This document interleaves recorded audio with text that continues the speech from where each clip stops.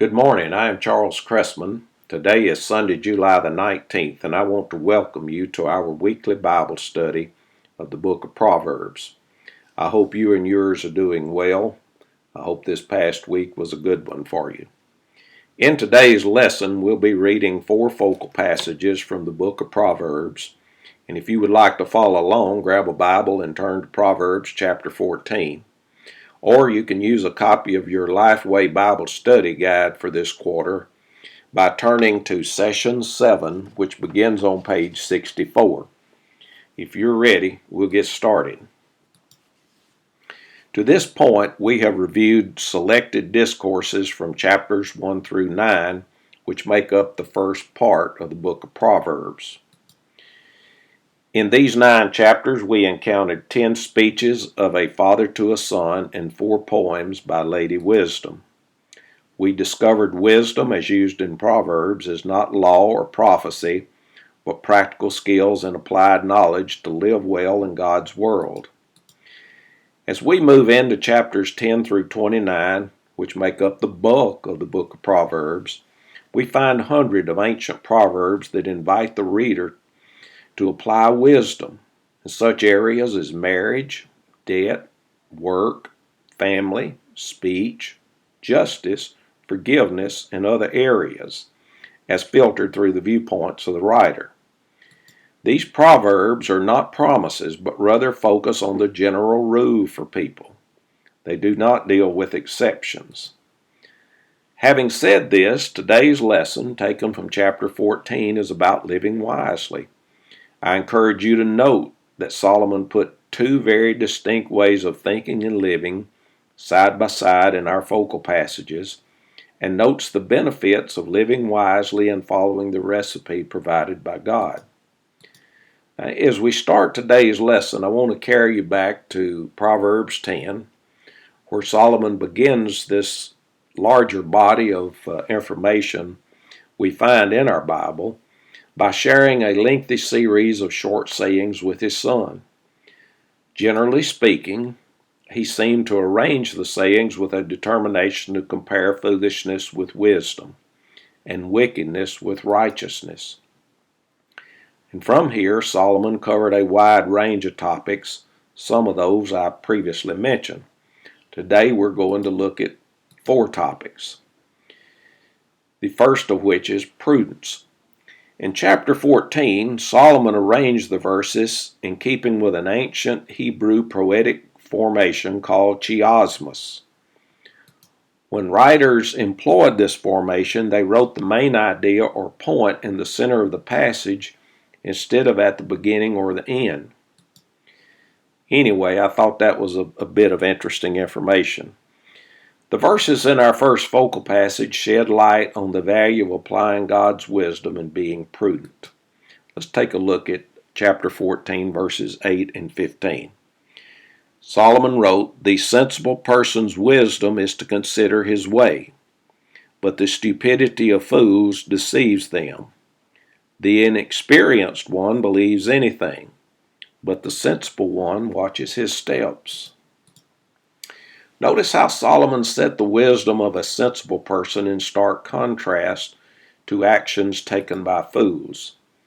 Prudence involves thinking through an opportunity or challenge carefully before drawing a conclusion and coming to a decision.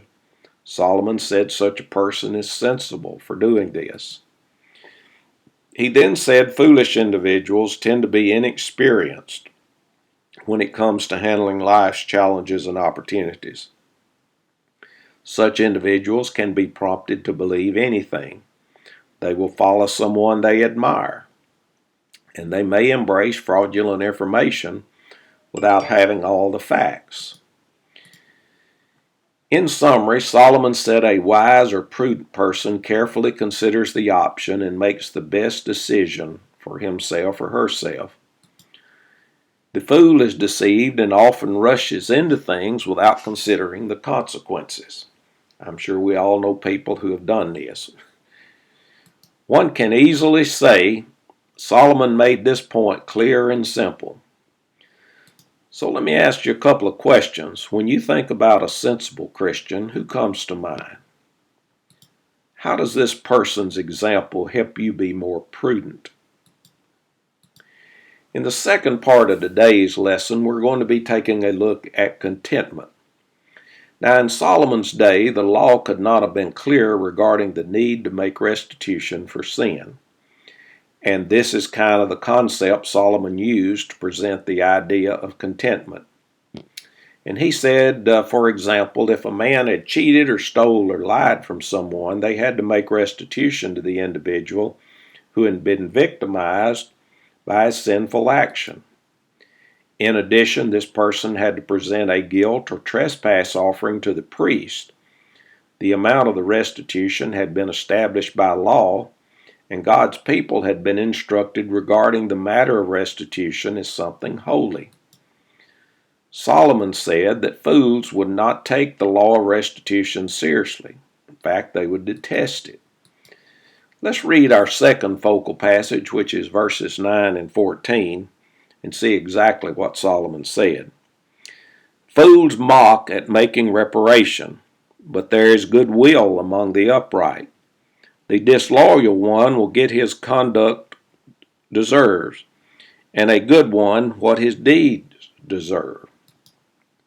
We see in our society today, anything goes. Sin is made to look like an acceptable option or things to do.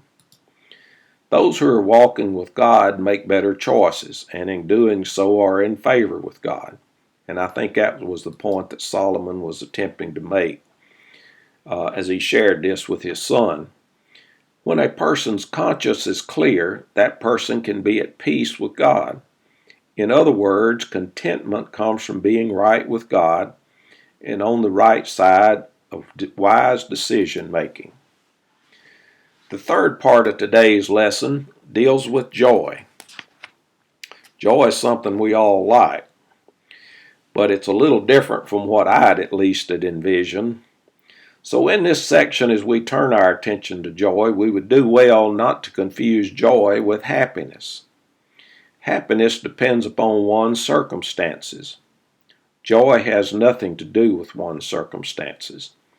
Joy is something that resides in a person's heart. Let's read our third focal passage, see what Solomon had to say about this. The heart knows its own bitterness, and no outsider shares in its joy.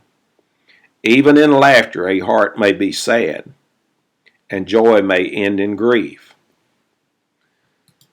I think what possibly Solomon was trying to say here is that a person's heart stores a wide range of emotions. In many instances, these emotions remain shrouded from the view of others. In a way, intimate relationships grow because a person can share his or her heart with someone else. But interestingly, we can never reveal everything that's stored in there. Solomon would tell us a heart full of joy comes from an intimate relationship with God. Joy is a state of happiness or satisfaction that makes perfectly good sense in the context Solomon intended. So what if someone asks you about the joy that's abiding in your heart? How would you describe it? The fourth and final part of today's lesson deals with thriving. And this carries us to the central point of this section of Proverbs. We have given attention to the difference between wisdom and foolishness regarding prudence, contentment, and joy. Wisdom and foolishness can now be compared in terms of outcomes. Notice what Solomon says in verses 11 and 12. The house of the wicked will be destroyed, but the tent of the upright will flourish. There is a way that seems right to a person, but its end is the way to death. The comparison we find in these verses may be posed as two probing questions. First, what happens to someone who chooses the foolish path? Secondly, what's the outcome of a person who chooses to take the path of God's wisdom? The comparison gives way to a sobering conclusion. Each person chooses a path for his or her life. Some people depend upon their own ingenuity to guide them as they choose the way that seems right to them. Their decisions will be based upon their opinions, values, ambitions, or in some cases their prejudices. Solomon would say that this life eventually leads to destruction. The key point in today's lesson is that there is a better way, a way that relies on living wisely and embracing God's wisdom. Now, in today's lesson, you can see it consisted of 4 parts or components. Each made a strategic point. The first of those was prudence. There should be a desire to know one's way after thinking through things and making sure that you're clear about what you need to do. The second component was contentment. And Solomon said, fools do not give much thought to sin. They brush it off as a light thing. He also said those who are upright before man and God find favor. Joy was the third point that we looked at. The concept in this section was that a stranger cannot know the true joy of another person. This really resides in a person's heart and is shrouded from the view of others. But one can strive to be joyful. Thriving, which was the main part of today's lesson, had a tin and a house analogy that was used in an effort to show one how they can live in a tent and thrive or flourish as long as he or she are wise in the Lord. The bottom line was living wisely leads to joy and contentment in life. Your odds of being successful in your endeavors are enhanced, and you live a value-driven life focused on the future and looked upon with favor by God. Now, I do not know about you, but I do not know many people who do not want to make prudent decisions so they can be successful and live a life that is satisfying and enjoyable. Most of us know that those who are really good cooks have developed a set of skills to help them make great dishes for our enjoyment. Almost all of them have a recipe to refer to from time to time. And if we take the key points Solomon made in today's lesson, we have a rather simple recipe to help us live wisely, enjoy many of the experiences God places in our path. The choice is really ours. I want to thank you for joining us today. Next week, we got more Proverbs for you. This time, or that time, in next week, in other words, they're going to be on pleasing God. I certainly hope you will tune in and participate in that session if you have the time. Thank you for joining us today.